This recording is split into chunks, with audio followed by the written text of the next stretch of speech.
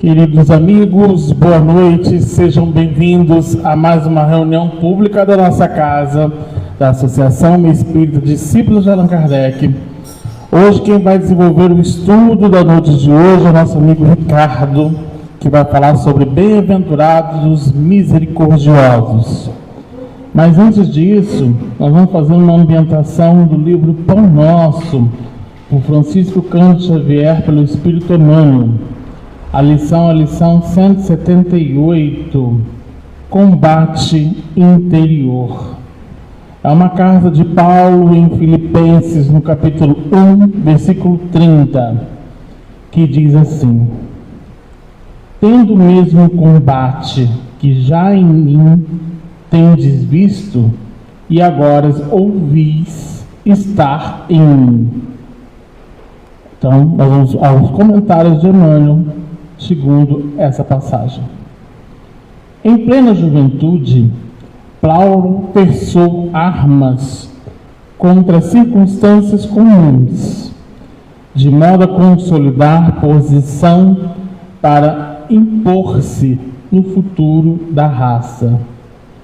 Pelejou por sobrepujar a inteligência de muitos jovens que lhe foram contemporâneos. Deixou colegas e companheiros distanciados. Discutiu com doutores da lei e venceu-os. Entregou a conquista de situação material invejável e conseguiu-a. Combateu por evidenciar-se no tribunal mais alto de Jerusalém e sobrepôs a velhos orientadores do povo escolhido.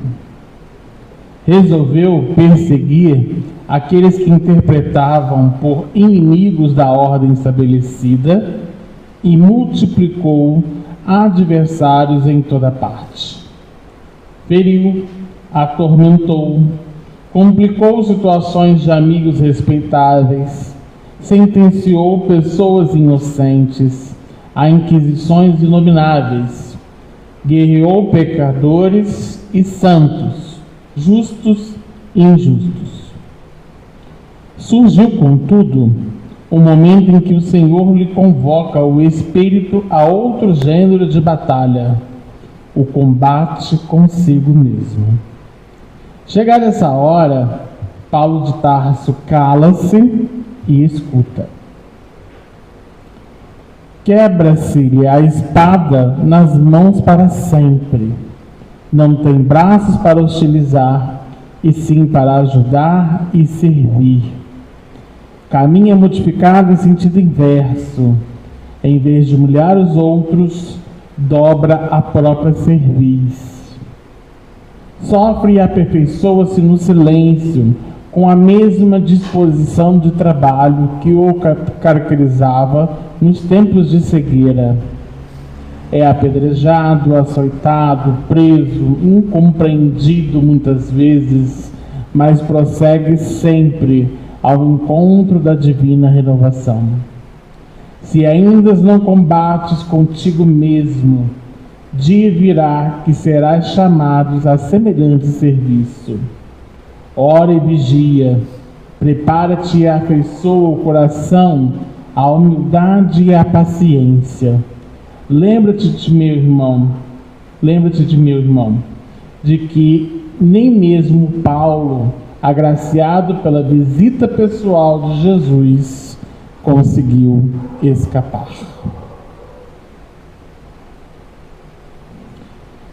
Acho bonito, Emmanuel, bem poético, a página, né, retratando toda a trajetória de Paulo, né, e aí a gente convém e fica o convite para reflexão, para quem já teve acesso ao livro Paulo Estevão. No livro Paulo Estevão a gente consegue visualizar com exatidão, né, todo o desdobramento dessa fase de mudança de Saulo perseguidor, da qual ele perseguia para proteger as leis mosaicas. Ele justamente visava buscar aqueles cristãos ali que não eram faziam a divulgação dessa interpretação da lei conforme a sua visão, na época, uma visão equivocada. Então, ele perseguia esses cristãos justamente com o objetivo de que ele queria defender justamente as leis mosaicas, a qual ele tinha bastante conhecimento. Mas no livro a gente consegue entender de que dentro desses desdobramentos da perseguição, ele começa a ter dúvidas, ele começa a ter questões em que ainda não alimentava o que ele tanto protegia. Faltava algo, faltava sentido, que eu falo sempre aqui, quando a gente fala de Evangelho de Cristo, ele precisa ter uma proposta de sentido. Não somente vou proteger um livro, ou proteger uma filosofia, se eu ainda não sou próximo dessa filosofia. E Emmanuel, ele coloca nesse combate interior justamente esse momento em que nós, o próprio Paulo, em outras páginas, ele fala justamente disso, de que nós vivemos o tempo todo em batalha, uma batalha íntima. É como se tivesse, a gente visualiza aí que o mundo em guerra, né? Nós estamos passando por uma guerra nos Estados Unidos e Oriente, né? Mas é justamente nesse íntimo, pautando de que nós estamos num cenário de conflito, num cenário de que é desafiador. E ainda Emmanuel coloca de que se com Paulo, que estava próximo de Jesus, ele passou por essas tribulações todas, nós também estamos justamente nesse mesmo caminho. Nós também passamos por esse período de batalhas, né? Eu lembro sempre de que muitas pessoas, quando falam da vida de Paulo, acham que a transformação de Paulo ali, né, lá no deserto, em que ele cego começa a estar em contato com Cristo, e no livro você percebe de que há um caminho para chegar a ele entender o sentido dessa mensagem, entender o sentido dessa transformação, né? O Paulo precisou ficar um tempo no deserto para justamente se aproximar dessa mensagem, se aproximar desse evangelho. É justamente o nosso contato aqui hoje de aproximação, né? Aqui é como se fosse o nosso deserto, em que para a gente estar aqui num período de reflexão, para que a gente possa promover essa transformação íntima, que é um combate a cada dia, né? Que é justamente uma luta. Estamos aqui lutando para ser ainda melhor, porque a gente se inferioriza muito, achando que a gente está ainda numa situação muito ruim. Não estamos, não, né? Se a gente for comparar as nossas trajetórias passadas, né, nós somos muito melhor do que éramos antes, e vai ser melhor ainda, né? Porque a proposta da reencarnação é essa, sempre visualizar um caminho ainda melhor. Então, acho interessante de que o Emmanuel, ele coloca bem isso, né? De que, e ele ainda coloca uma dica, ora e vigia, prepara e afeiçoa o coração à humildade e à paciência. Então, dentro desse tocante, desse combate íntimo de transformação, oração, poderoso remédio, vigilância nos nossos pensamentos, porque nós sabemos que o tempo todo a espiritualidade nos conduz ao caminho reto, necessário, da qual todos nós almejamos. E humildade e paciência, né? Aqui nós não estamos aqui para ostentar, né? Aqui justamente nós somos os elementos necessários, as condições necessárias para promover essa luta e essa transformação toda. Então, fica aí a nossa reflexão da lição 178, combate interior. Vamos então elevar nossos pensamentos e agradecer. Agradecer ao amigo mestre Jesus, aos amigos espirituais que nos acompanham, agradecer a oportunidade de estar aqui nessa casa espírita, na EDAC, refletindo, meditando as lições que o nosso amigo Ricardo junto com a sua falange amiga, irá nos apresentar na fonte do Evangelho, para que a gente possa instrumentalizar, transformando as sementes, levando a colheita da família, a colheita da sociedade, e colher no íntimo, promovendo esse papel de transformação íntima, retirando as mazelas do homem velho na construção do homem novo. Que a gente possa, durante toda a palestra, mentalizarmos naqueles espíritos que passam por perturbações, sofrimentos, dificuldades, limitações. E que a palavra de consolo do Evangelho e do Espiritismo possam servir de ferramentas para caminharmos juntos, atendendo o convite necessário de auxiliar essa escola, essa morada em regeneração. Mais uma vez agradecemos a oportunidade desse contato e que possamos, nessa noite, vibrarmos e continuarmos na tarefa, implantando o Evangelho, a palavra consoladora em todos. Que o Senhor nos ilumine, nos proteja, hoje e sempre, que assim seja, graças a Deus. Então, nós vamos passar a palavra para o Ricardo, que ele vai falar então do tema Bem-aventurados os misericordiosos.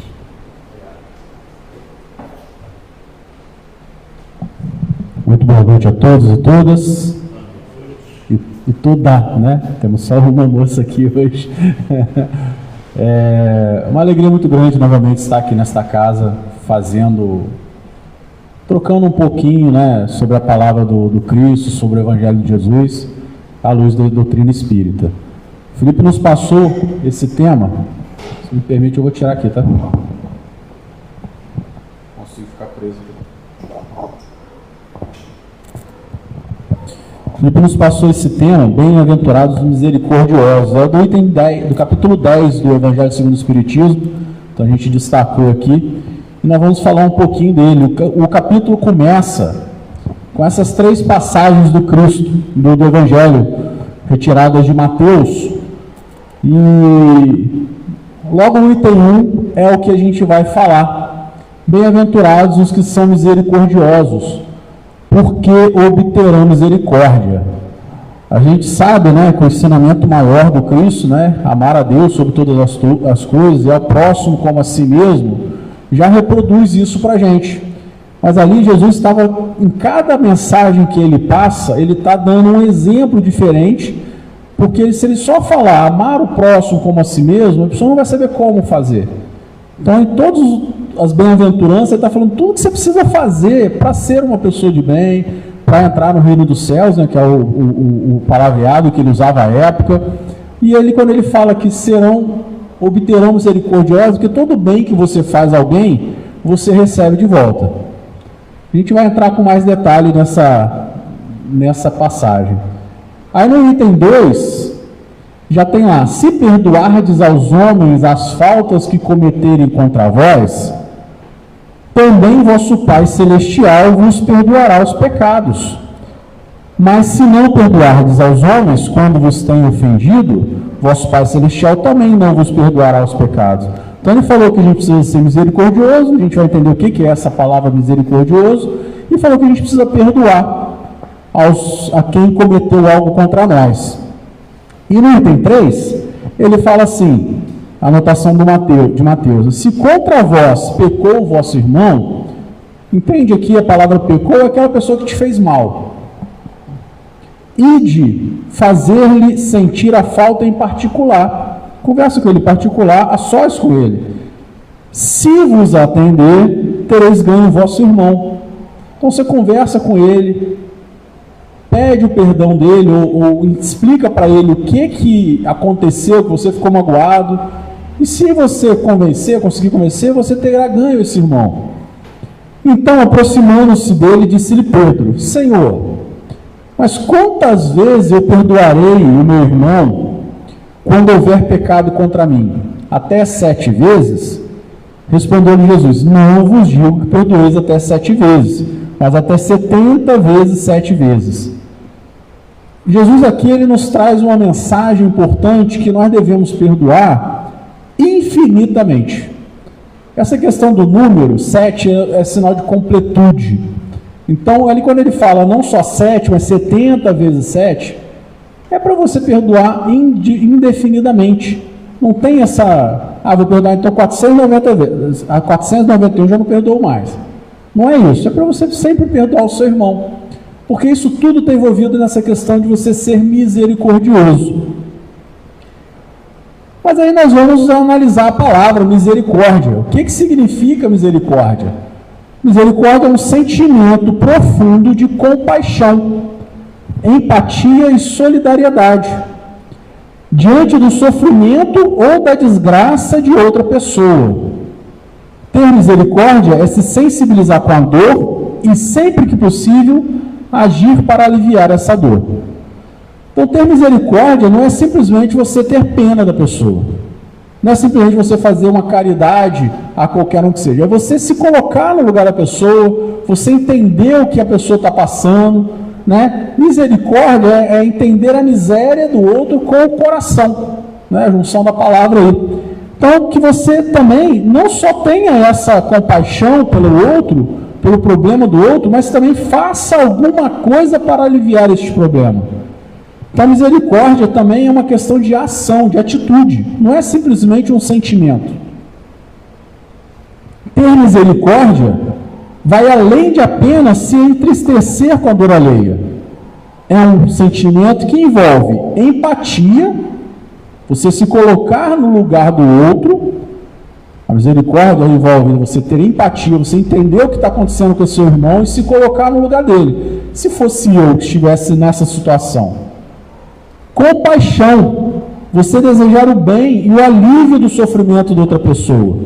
Você vê uma pessoa em sofrimento, você se coloca no lugar dela e você deseja o bem dela. E principalmente a ação. Não basta você ver uma situação que está complicada daquela pessoa, ter compaixão, ficar com pena, com dó e não fazer nada. Isso não é misericórdia. Misericórdia é você ter ação de, quando possível, transformar esse sentimento em ajuda concreta, em apoio ou em perdão. Porque para você perdoar, você também é misericordioso. Porque você entendeu, para você perdoar, você entendeu o motivo pelo qual aquela pessoa fez algo contra você. E aí você tem que pensar também se, quando você está magoado com a pessoa, você mesmo não fez algo para que fizesse com que aquela pessoa agisse daquela forma. Né? Abrindo um parênteses aqui, eu resolvi ver uma série que está no Globoplay, que chama Os Outros. Eu só vi o primeiro episódio, que está saindo a 3ª temporada, agora eu vi o primeiro episódio.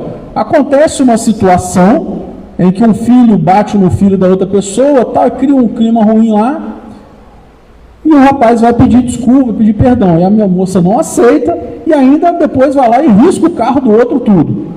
Então você quer que a pessoa te perdoe, né? Aquela moça quer que a pessoa peça perdão, mas depois ela agiu contra ele também. Então começa um a errar junto do outro, né?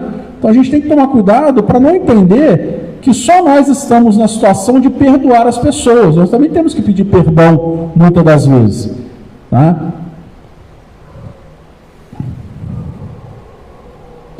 Pessoas misericordiosas são aquelas que não julgam com dureza. Aqui já está também a parte da ação da misericórdia, que perdoam, que estendem a mão a quem precisa e que mostram sensibilidade diante da dor dos outros.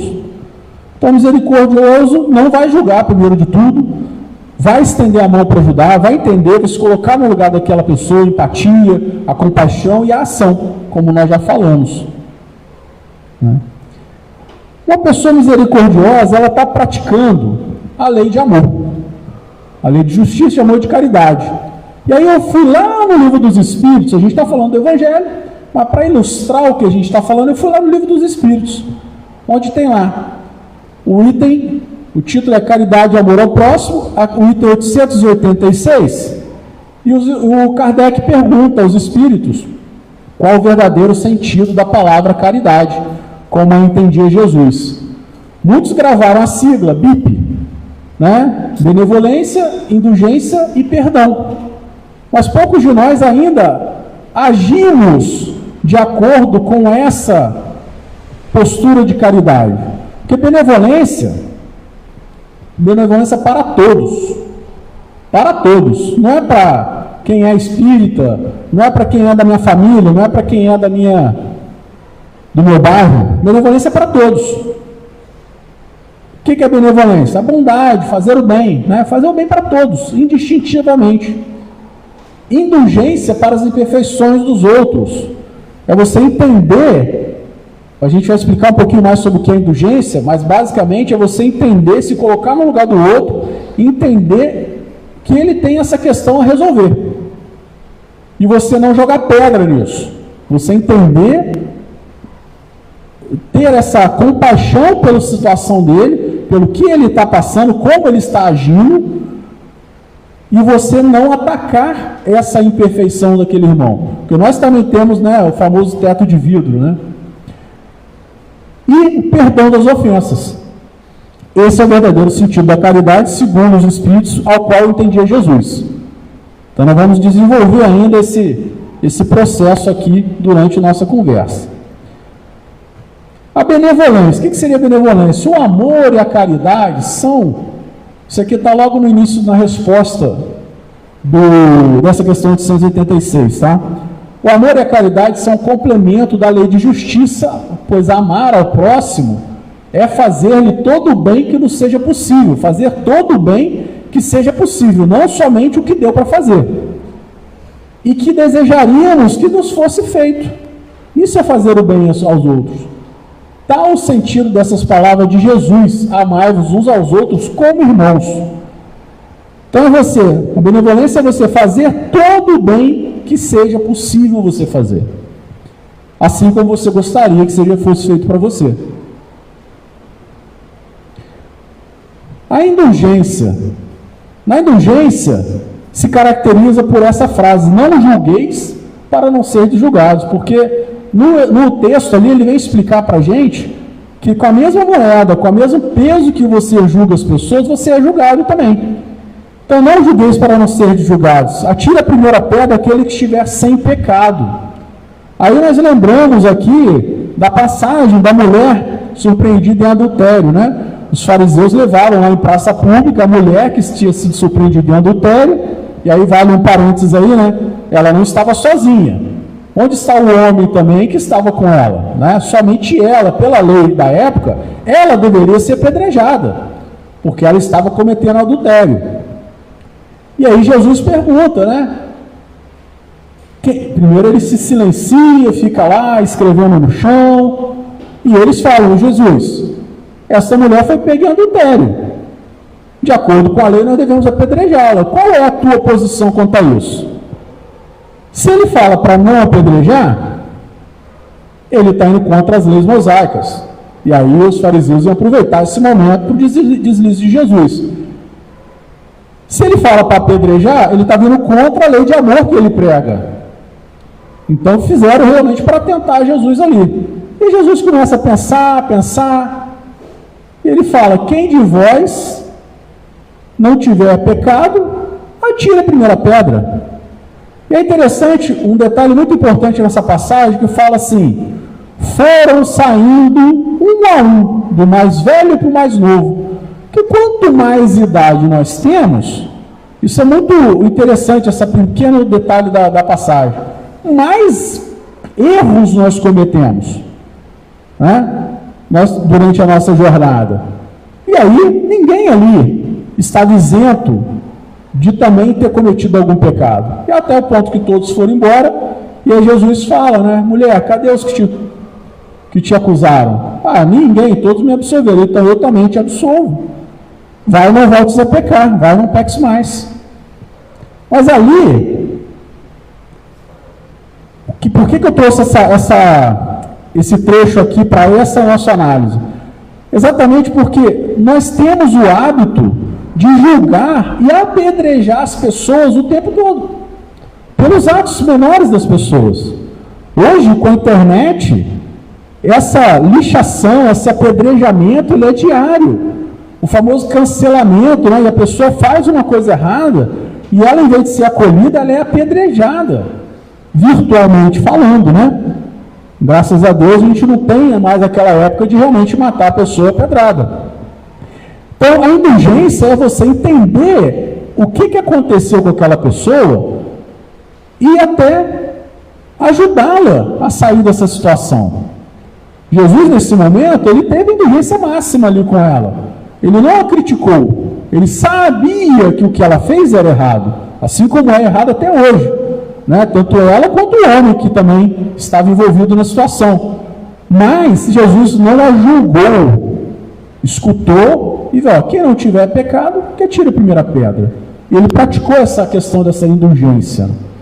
Na indulgência, ela é um sentimento doce e fraternal que todo homem deve alimentar para com seus irmãos.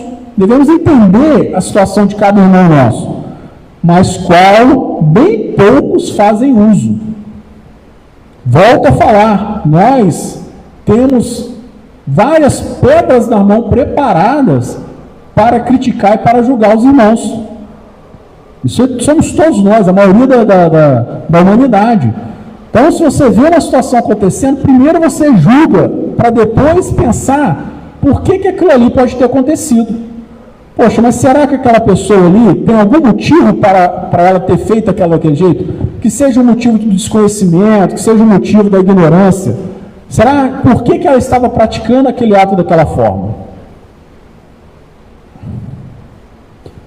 A indulgência não vê os defeitos do outro. A pessoa indulgente não vê os defeitos do outro. Ou se vê, evita falar deles. Ou evita divulgá-los. Então, se eu vejo uma situação errada no irmão, eu não vou enaltecer esse problema dele. Ou eu nem vejo com esses olhos de crítica ao irmão. Mas, se por um acaso a malevolência, né, a maledicência, aquele outro irmão chega e descobre esse defeito do outro irmão, o indulgente tem sempre uma desculpa, uma excusa, um atenuante, falar, não, meu irmão, olha só, dessa forma ele fez isso por causa disso. Não é, gente, passar pano no errado, tá? A gente vai entender isso, é querer ajudar de forma ativa esse irmão que está em erro. Isso é ser misericordioso. Você, como está escrito aqui no texto, se a malevolência os descobre, tem sempre pronto uma excusa, uma desculpa para eles. Desculpa plausível e séria. Não essas com aparência de atenuar a falta, não é passar pano, mas que com aparência de atenuar a falta, mais a evidenciam com pérfida intenção. Muitas das vezes ele fala, não, olha só, deixa esse irmão, ele está fazendo isso, porque ele realmente é assim, e aí começa a dar uma desculpa de que mais acentua aquele erro dele do que realmente ajuda. Então a pessoa indulgente, ela não vai ter esse olhar crítico contra a pessoa que está em erro. Porque para você perdoar, você precisa ter indulgência, você precisa entender o outro lado. A indulgência jamais se ocupa com os maus atos de outros, a menos que seja para prestar um serviço. Aí você identificou uma situação na rua, com o irmão, com um amigo seu, você vai se preocupar em ajudar ele, tentando mostrar para ele, em segredo, em silêncio, sem fazer alarde, como ele pode conduzir melhor essa situação. Talvez nem com palavras, mas talvez com exemplos, né? Você tendo atitudes ao lado desse irmão para mostrar para ele o caminho certo a fazer. Porque nós temos mania de sermos os donos da verdade, né? Não é isso que a gente está mostrando aqui. Se você identificou uma situação errada no irmão, você mostrar para ele o caminho útil a ele seguir. E não faz observações chocantes, não tem nos lábios censuras, apenas conselhos e, as mais das vezes, conselhos velados. Então você vai chamar a pessoa no canto, você não vai falar, olha, fulano faz isso, aquilo outro, né? Divulgar para todo mundo o que ele faz. Infelizmente, pessoal, estou falando aqui o que a gente não deve fazer, mas infelizmente muitos fazem isso ainda. Volto a dizer, na internet isso é direto. Em vez da pessoa ajudar uma pessoa, ela vai criticar ali nos comentários. e ela vai postar, repostar e mandar para um monte de gente aquele erro daquela pessoa. Isso nós vemos diariamente, isso foi potencializado com o advento da internet. Então nós temos que nos policiar o tempo todo, porque ainda temos muito o que fazer para chegarmos na nossa transformação, como Saulo se transformou em Paulo, né? Como o Felipe leu na leitura inicial. Então nós precisamos nos policiar, ver como é que nós estamos agindo, para não evidenciar o erro dos outros. E aí no texto, eu não trouxe para cá, mas está falando no texto, uma coisa muito importante. Por que nós devemos ter indulgência com os outros? Porque nós também precisamos que os outros sejam indulgentes conosco. É imprescindível, nós não estamos isentos de falhas. Tem uma música que eu gosto muito, que chama Anjos, do grupo Acorde. Eu sempre cito ela nas palestras. E ela começa assim: qual de nós não tem nenhum defeito? E qual de nós não tem uma virtude?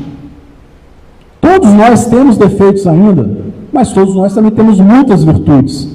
Então, uma das virtudes é você ser indulgente, só que você mesmo sendo indulgente, você ainda terá seus defeitos. Nós não somos espíritos puros ainda, e nós dependemos da indulgência do irmão para entender o que nós fizemos de errado. E assim nós conseguimos viver em sociedade, nos ajudarmos mutuamente a nos evoluir, a evoluir a humanidade como um todo. Aí a gente faz uma pergunta que está lá no Evangelho sobre o sacrifício mais agradável a Deus. Normalmente a gente estuda isso no ESD, né? Mas talvez a gente possa ter esquecido. Qual que é o sacrifício mais agradável a Deus? Segundo o que está lá no Evangelho segundo o Espiritismo, né? Eu lembro, como se fosse ontem, eu fazendo o ESD a primeira vez, no tomo 1, lá no Geufa, e aí o instrutor, o André, perguntou e falou assim: para a semana que vem, vocês vão fazer esse dever de casa, vão trazer para a gente qual o sacrifício mais agradável a Deus. Eu não tinha lido o Evangelho todo ainda, né? Então não tinha nenhuma ideia. E eu fiquei matutando a semana inteira, eu não consegui entender o que seria o sacrifício mais agradável a Deus. Até porque sacrifício, para mim, na mesma palavra, junto na mesma frase que a palavra Deus, não cabia muito, né? Mas qual que é o sacrifício que nós temos que fazer que é mais agradável a Deus? Aí a gente vai à questão das leis da época de Jesus, em que se fazia a oferta, né? Se ofertava o dinheiro, se ofertava, sacrificava os animais em certos tempos, né? Os judeus sacrificavam os animais a Deus, pedindo que aquele sacrifício fosse a redenção dos seus pecados, né? Até hoje nós temos ainda vertentes religiosas que trabalham com esse sacrifício da penitência, se penitenciar para poder cobrir os pecados, né? Mas qual é o sacrifício mais agradável a Deus que vem dito aqui no Evangelho, no capítulo 10, que é exatamente o perdão. O perdão, que é um ato de misericórdia, você perdoar o seu irmão, é um ato de misericórdia. E é um sacrifício, porque você precisa realmente ser indulgente, ter compaixão, ser misericordioso, para entender que o que ele fez contra você, você precisa perdoar, por causa de diversos fatores. Então, o perdão é o sacrifício que mais agrada a Deus, porque depende da tua mudança interior. Se, portanto, aí está em Mateus 5, 23 e 24, né, o item que abre esse pedaço do texto. Se, portanto, quando fordes depor vossa oferenda no altar, vos lembrardes de que o vosso irmão tem qualquer coisa contra vós, deixai a vossa dádiva ao altar e ide. Antes reconciliai-vos com o vosso irmão. Depois, então, voltai a oferecê-lo. Então, se você,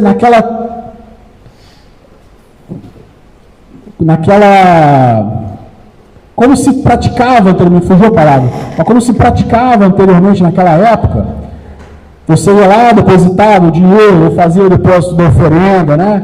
Do animal, que seja uma pomba, que seja um cabrito, que seja uma ovelha, para você pedir perdão a Deus sobre os seus pecados.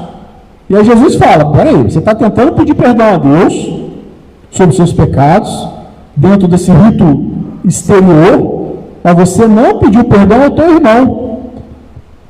Você tem algum problema contra ele? Vai primeiro lá, pede perdão para o teu irmão, se ajusta com ele, como ele fala aqui, reconcilia com seu irmão primeiro consiga essa paz entre vocês dois, entre todos que você tem problema, depois você pede perdão a Deus. E a gente até hoje, né, perdoai as vossas ofensas, assim como perdoamos a quem nos tem perdoado. Será que nós realmente estamos perdoando a quem nos tem ofendido, né, melhor dizendo? A quem nos tem ofendido? A gente pede todo dia, quando a gente vai fazer a oração do Pai Nosso, o perdão das nossas ofensas. Mas será que nós estamos perdoando a quem nós ofendemos? A quem nos ofendeu? E esse é um sacrifício que nós temos que fazer, porque realmente é muito difícil nós combatermos o nosso orgulho e perdoar o que o irmão nosso fez conosco. É muito difícil. Aí aqui na explicação vem assim, Jesus ensina que o sacrifício mais agradável ao Senhor é o que o homem faça do seu próprio ressentimento.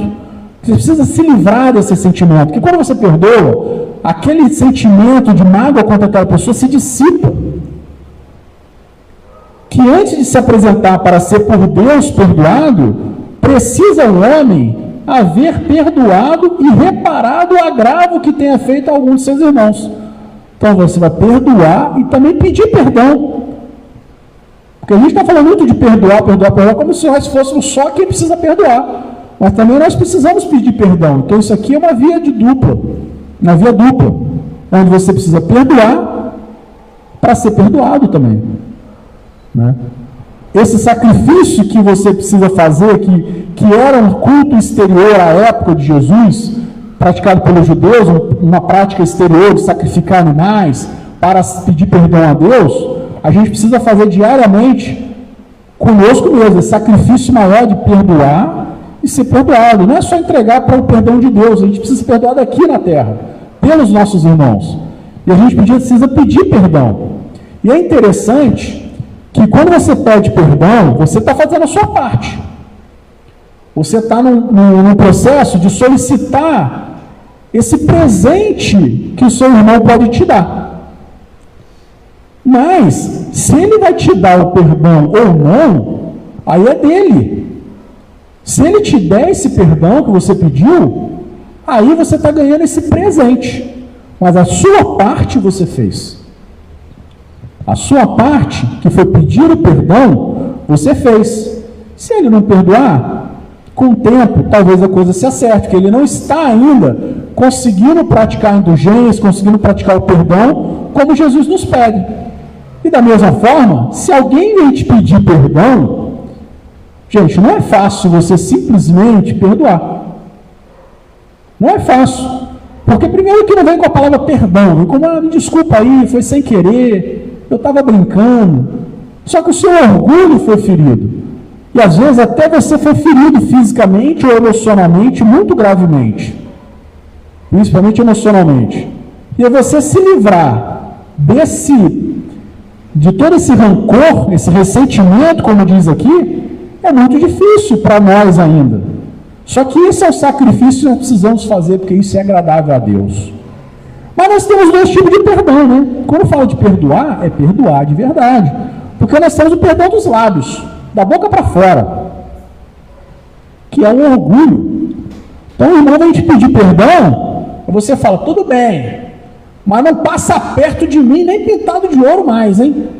Eu não quero te ver nem pintado de ouro mais. Você está perdoando? Você só está fazendo uma convenção social de falar que perdoa a pessoa.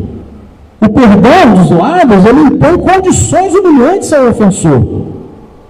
Olha, se você subir ali, eu vou te perdoar. Mas você vai lá na frente, lá no púlpito aqui da EDAC e se retrata formalmente perante os presentes.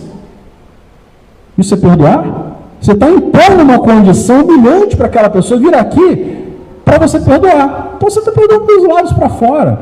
É orgulho puro. Quando você estende a mão para o teu irmão com ostentação. Olha, eu vou perdoar porque eu sou muito evoluído. Eu já passei dessa fase de ter rancor. Assim como Deus não se ofende comigo, eu também não me ofendo com você.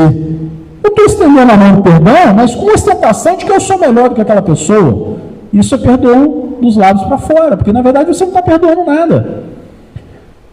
E aí você sente alegria secreta, né? No íntimo, você perdoa, mas você sente alegria com o infortúnio do adversário.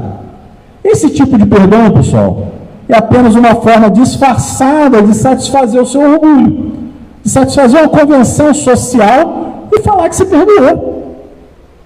Esse tipo de perdão não traz uma reconciliação sincera entre vocês dois.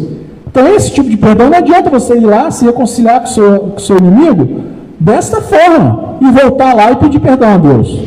Você não consegue deitar no travesseiro e realmente falar que você perdoou. É um perdão da boca para fora. Um perdão que muito mais humilha a pessoa e magoa a pessoa do que realmente deixa a pessoa mais leve. Isso não traz reconciliação nenhuma. Agora, o perdão verdadeiro é o perdão do coração, de misericórdia, de misericordioso, de você ter compaixão pelaquela pessoa. É nobre, é generoso e sem nenhum pensamento oculto. Você perdoa a pessoa realmente porque você perdoou. Você não vai ter nenhuma condição atrelada àquele perdão. Você simplesmente entendeu e se colocou no lugar daquela pessoa, entendeu o motivo pelo qual ela praticou aquilo contra você, se colocou, foi indulgente, teve empatia, teve compaixão, e aí você perdoa simplesmente. Você evita ferir o amor próprio da pessoa.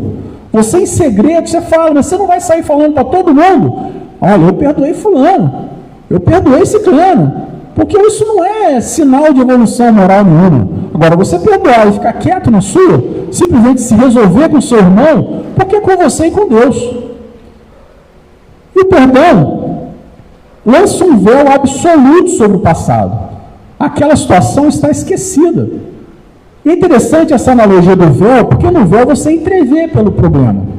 Não é uma coisa opaca onde você não consegue ver do outro lado. Um véu, se você colocar um véu aqui, eu vou ver do outro lado de forma mais tênue. Né? Então você não vai esquecer completamente o que aquele irmão lhe fez, mas aquilo ali não vai te afetar mais. Aquilo ali não vai fazer nenhuma condição para que vocês tenham contato com aquela pessoa ou não. Você fez um perdão sincero, de coração.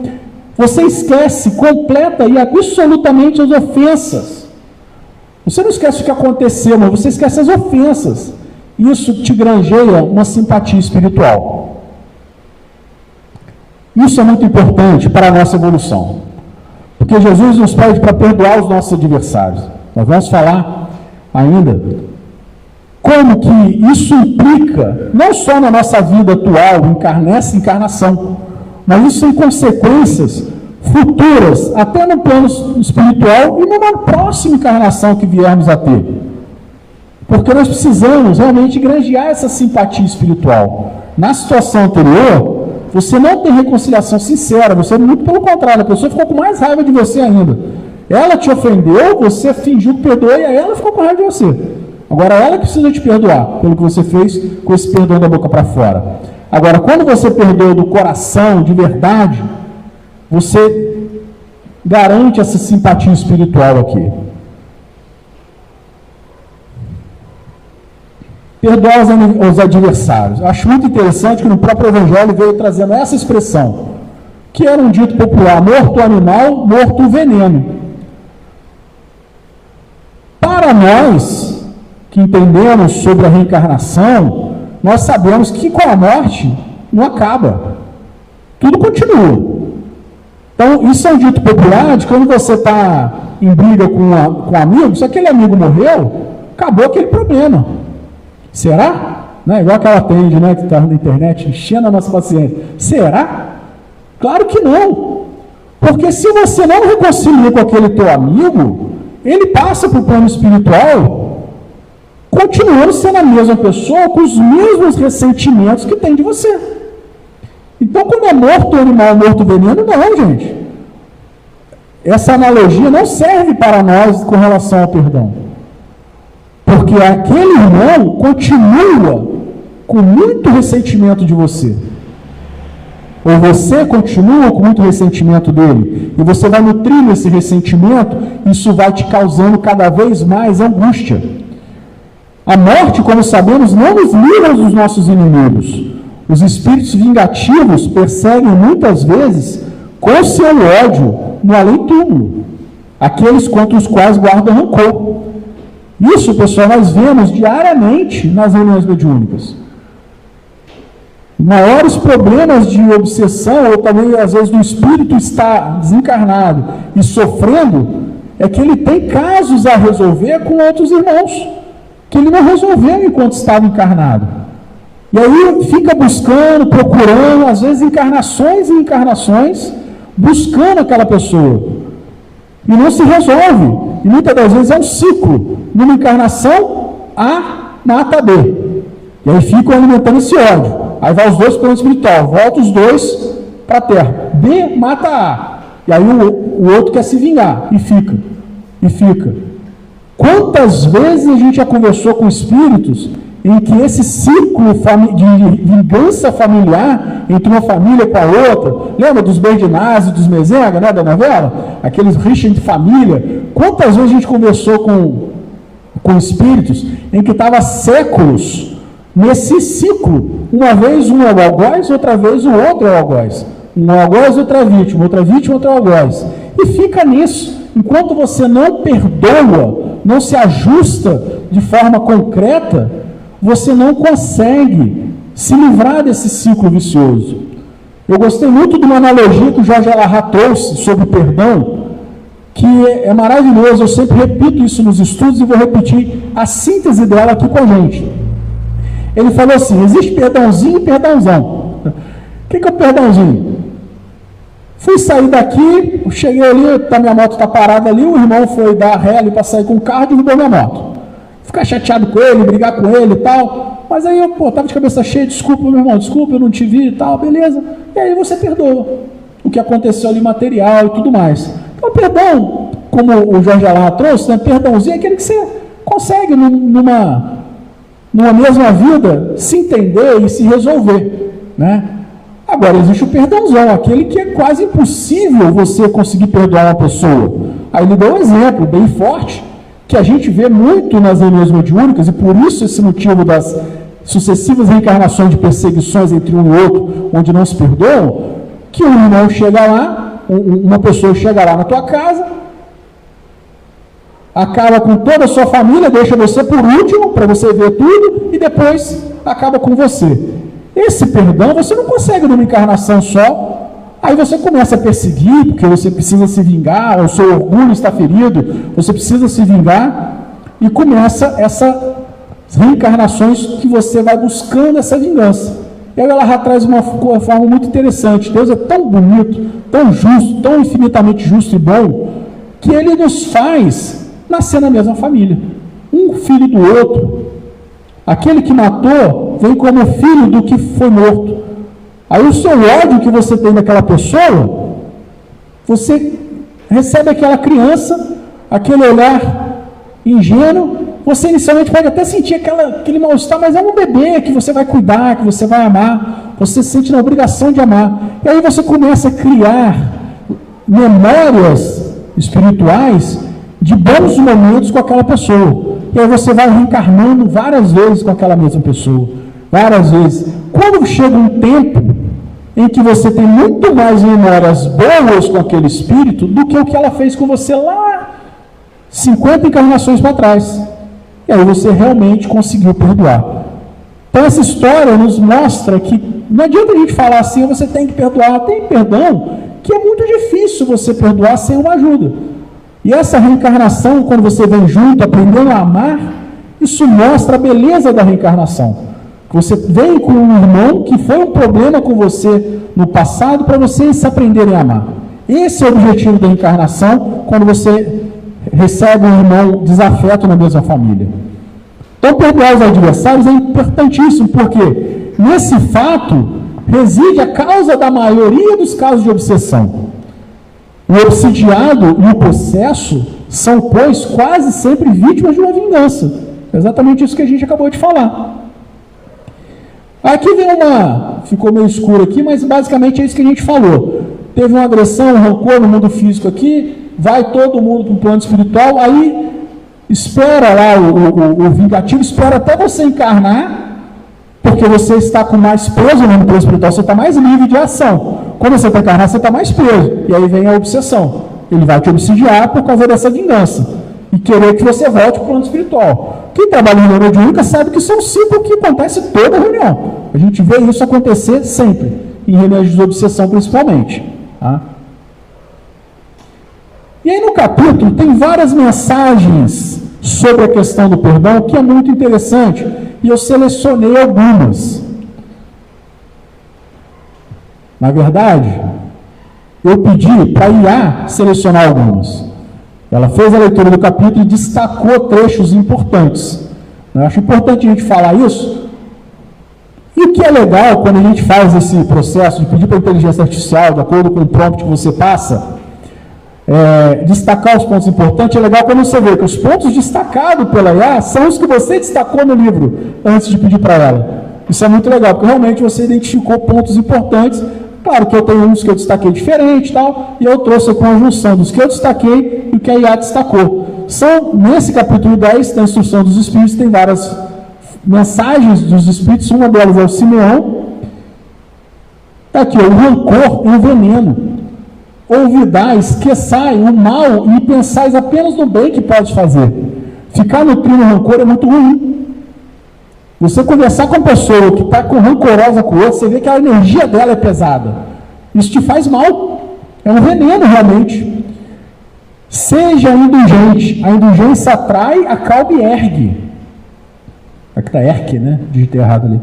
O rigor desanima, afasta e irrita. José, espírito protetor. Outra mensagem de Paulo, o apóstolo, que a gente fez a leitura inicial aqui. E é muito interessante ter uma fala de Paulo falando sobre perdão, porque foi ele que perguntou para Jesus sobre perdão. E ele trouxe isso para a gente no Evangelho segundo o Espiritismo. E ele fala, o perdão cristão lança um véu sobre o passado. O rancor é sempre sinal de baixeza e inferioridade. Então a gente tem que saber disso. Se você está nutrindo rancor, porque é importante a gente conhecer os nossos problemas, os nossos defeitos, para poder se melhorar. Se você sabe que você está nutrindo rancor por alguma situação, você está na inferioridade ali, que nós ainda estamos sempre, né? Então você precisa se melhorar. É sempre sinal de baixeza e inferioridade. Não vos contentei, aqui em João, bispo de Bordeaux, não vos contenteis em estender o véu do esquecimento. Não basta estender o véu do esquecimento, como o Paulo falou. Levar simultaneamente com o perdão o amor. Então não basta você simplesmente perdoar, esquecer e deixar para lá. Leva também o amor para aquela pessoa, né? E receba também, se deixa receber esse amor. Feliz, pois, daquele que pode todas as noites adormecer dizendo, nada tenho contra o meu próximo. Isso aqui é muito forte, essa frase. Você poder deitar e falar, não tem nada contra ninguém. Simeão também. Para ilustrar tudo que a gente falou, eu trouxe uma música que fala, o nome da música é Perdão. O nosso amigo Alain Filho fez uma palestra na Semana Espírita, foi muito legal a palestra, e essa música fala sobre perdão. Tudo que a gente falou está na música. Depois a gente tem umas frasezinhas ainda para falar, e a gente finaliza a palestra. Eu vou colocar aqui, vamos ver se o som vai ficar bom. Preste atenção na letra da música. Hoje encontrei a paz que há tempos não estava em mim, já me trouxe alegria, uma pequena alegria, mas capaz de me fazer sorrir e chorar sem ser pranto, tanto. Hoje encontrei a luz, estava na escuridão. Veio feito um farol, um distante farol, mas capaz de me fazer seguir, devolvendo a esperança tanta. O princípio da paz vem da minha intenção,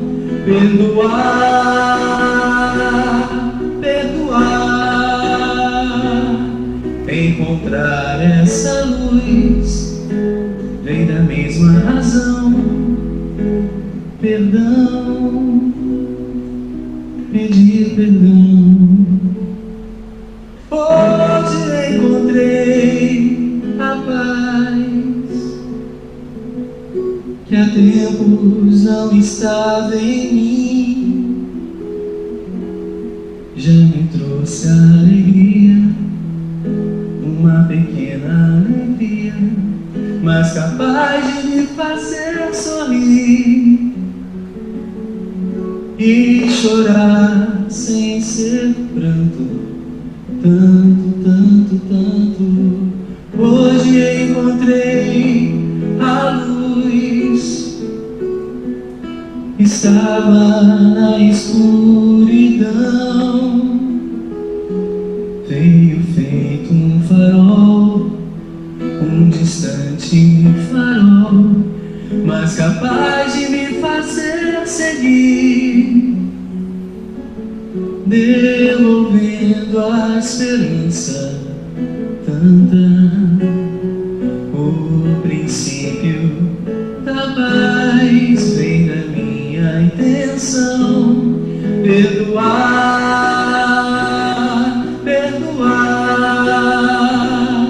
encontrar essa luz vem da mesma razão, perdão. Vou buscar todo o amor que há em mim, entregar toda a mágoa pra Deus, pois a Deus vou tentar não julgar e seguir, entregar toda a mágoa pra Deus, pois a Deus.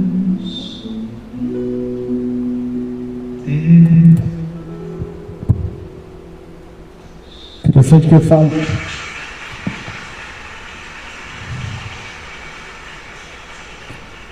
Interessante que ele fala, pois entregar toda a mágoa a Deus, pois há Deus, há com H, né, de haver, de existir Deus, pois há Deus. Né, hoje encontrei a paz, porque ele foi lá e perdoou, sentiu uma alegria, mesmo que seja pequena, né, entregar toda a mágoa para Deus, todo o amor para aquela pessoa e realmente perdoar de coração. Essa música resume tudo que a gente falou hoje, eu acho bem interessante. O perdão não é um vazio passivo, é a substituição ativa da cólera que conspurca pelo amor que purifica. É isso que a música vem trazer para a gente. Ele não é passivo, ele não é assim, te perdoa, meu irmão. Não, é a substituição da raiva pelo amor que purifica. O perdão verdadeiro é caridade ativa e infatigável.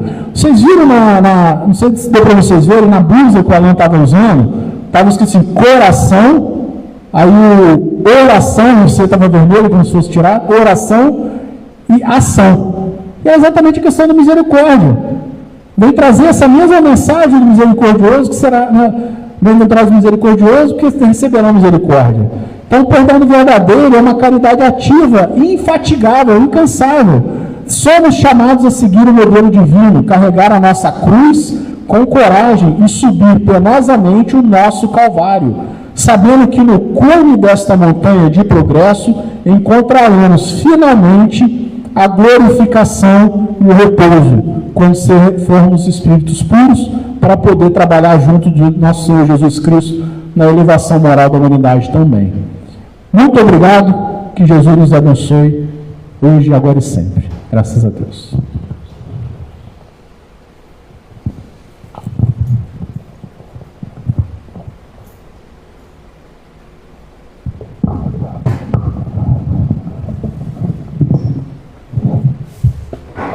Agradecemos ao Ricardo, né, pela reflexão da temática, né? Refletir sobre perdão. A gente fala tanto que é difícil, né? Mas está lá. Que consiste caridade segundo Jesus. Perdão está entre eles, né? Então é uma caridade também. Então vamos refletir sobre isso.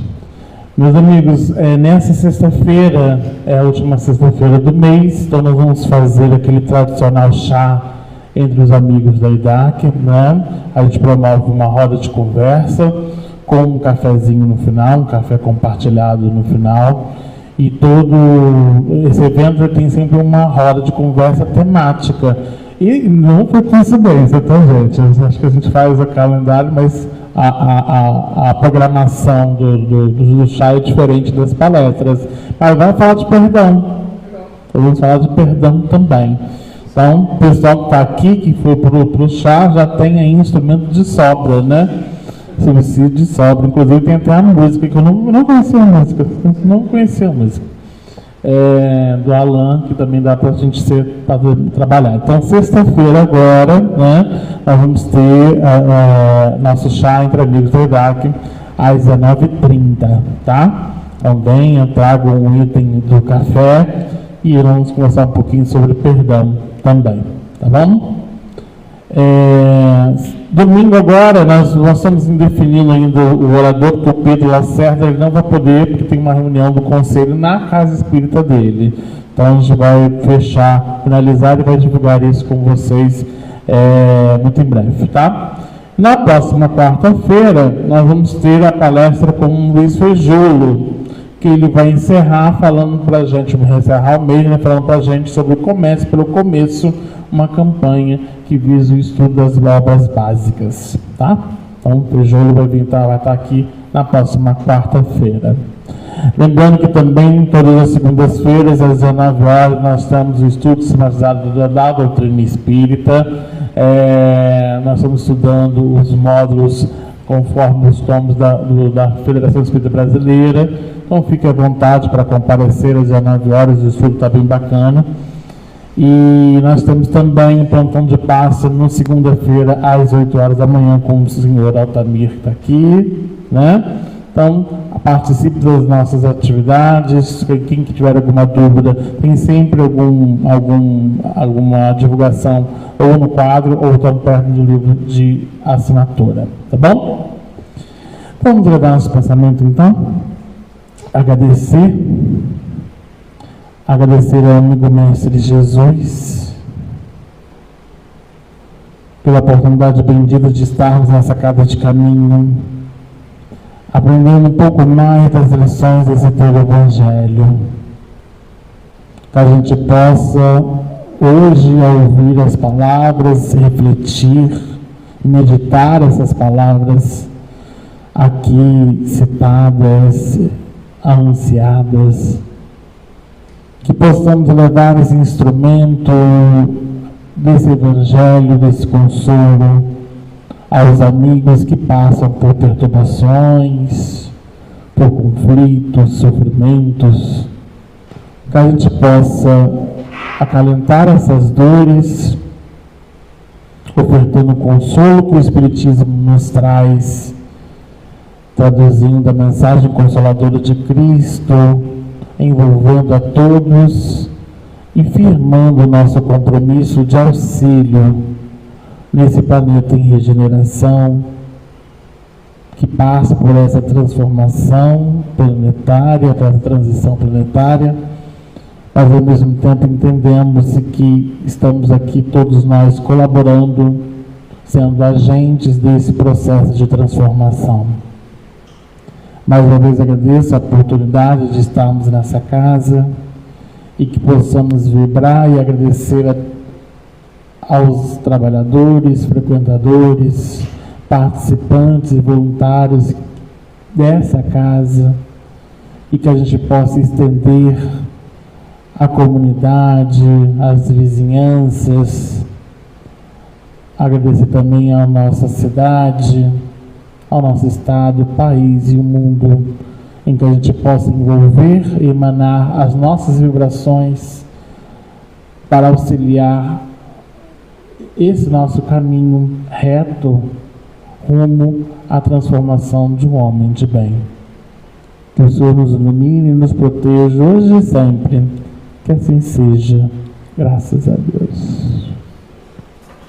Queridos amigos, aqueles que desejaram passe, só aguardar que serão chamados, tá bom? Tenha todo mundo uma boa noite.